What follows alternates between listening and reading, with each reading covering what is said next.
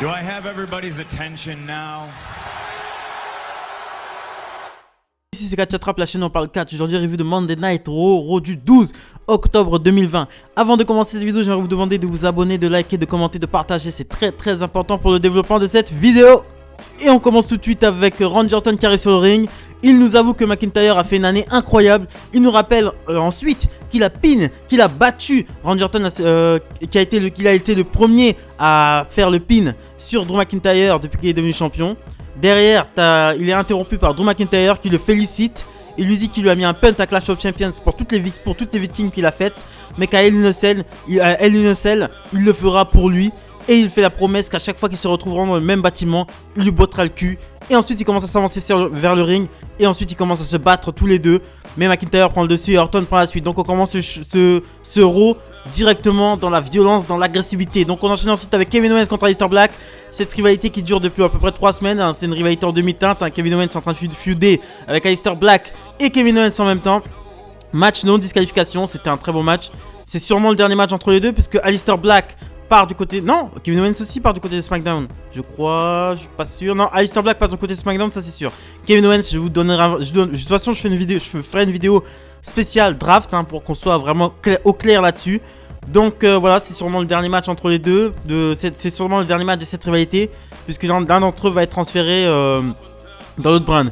C'est Kevin Owens qui s'impose dans ce match avec un stunner enchaîné d'un powerbomb sur la table. On enchaîne ensuite avec le Stephanie McMahon qui arrive pour nous annoncer les prochains drafts, les prochains gars qui vont arriver à Monday Night Raw.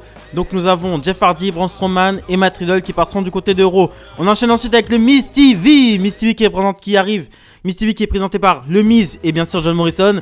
Ils se vantent d'être le meilleur choix pour Monday Night Raw. Ils accueillent tout de suite leur invité qui est Dana Brooke et Mandy Rose. Mandy Rose qui dit que c'est la faute du Miz si elle a été séparée d'Otis, mais le Miz lui répond qu'elle a maintenant une nouvelle partenaire et qu'elle enchaîne et qu'elle a un nouveau thème et qu'elle gagne match sur match depuis qu'elle est plus avec Otis. Donc il enchaîne sur la bataille royale, il nous annonce qu'il y aura une bataille royale féminin pour désigner la prochaine adversaire d'Asuka et ils sont interrompus par Natalya et Lana.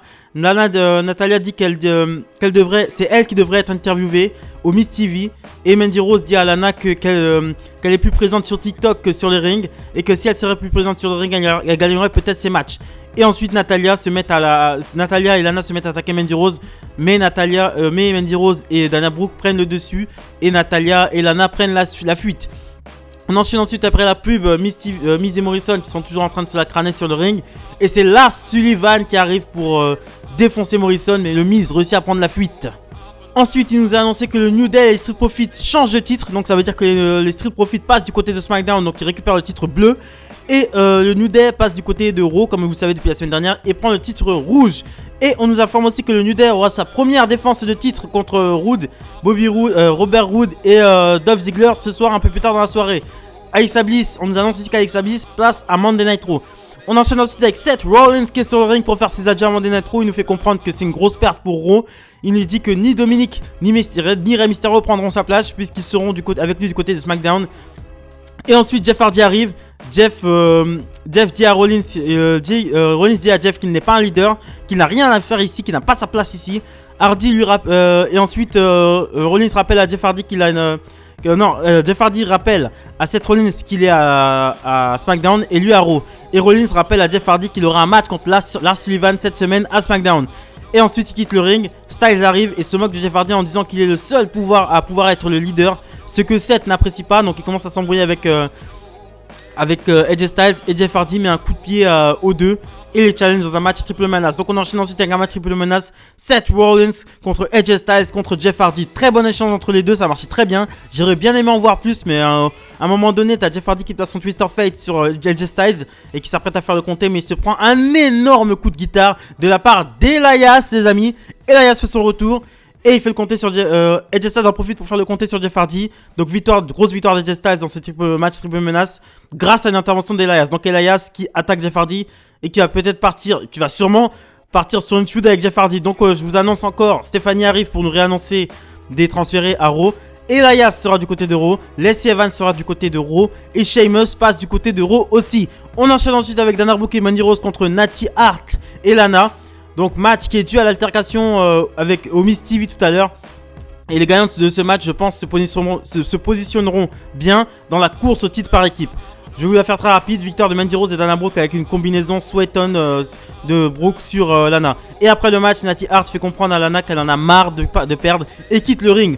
On enchaîne ensuite avec Angel Garza contre Andrade. Angel Garza qui revient de sa blessure et bat Andrade clean avec son Wing Clipper. Zelina Vega qui s'était mis du côté d'Andrade vient voir Andrade, qui vient voir comment va Andrade, l'état d'Andrade. Mais ils sont surpris par les lumières qui commencent à s'éteindre. Et c'est Alexa Bliss qui se met en position comme Bray Wyatt peut le faire dans le coin opposé. Et ensuite, en fait, c'était une distraction. Le Miz est derrière, on profite pour placer. Et les deux attrapent Zelina Vega et Andrade en Sister Abigail. Et place un double Sister Abigail. Et ensuite, se regardent dans les yeux et let me in. Les lumières s'éteignent. On enchaîne ensuite avec le match pour le titre par équipe. Robert Roode et Dolph Ziggler contre le New Day. Match pour le titre par équipe. Je vais faire très très rapide. Victoire du New Day avec son Midnight Hour. Hein. C'est une sorte de. Xavier Woods tient Bobby Roode à terre et Kofi enchaîne avec un double stomp de la troisième corde. On enchaîne ensuite avec un match Ricochet contre Cedric Alexander. Cedric Alexander qui est accompagné du Hurt Business qui entoure le ring pendant que le... je vais la faire très rapide. Pendant le match, l'arbitre est touché par les pieds de Ricochet. Et ensuite MVP en profite pour balancer une chaise sur le ring. Mais c'est Ricochet qui l'attrape. Et il nous fait une Eddie Guerrero, il tape sur le ring par terre, il donne la chaise à Cedric Alexander qui comprend pas trop. L'arbitre se retourne, voit Cedric Alexander et Ricochet par terre. Et sonne une disqualification. Et juste le temps, quand l'arbitre a sonné la disqualification, donc Ricochet gagne par disqualification. Et ensuite, Ricochet réussit à fuir et The Hurt Business reste sur sa fin. On nous annonce qu'Aleister Black passe du côté de SmackDown. Et ensuite, on y enchaîne avec le Main Event of the Evening, la bataille royale pour désigner la prochaine challengeuse pour Asuka.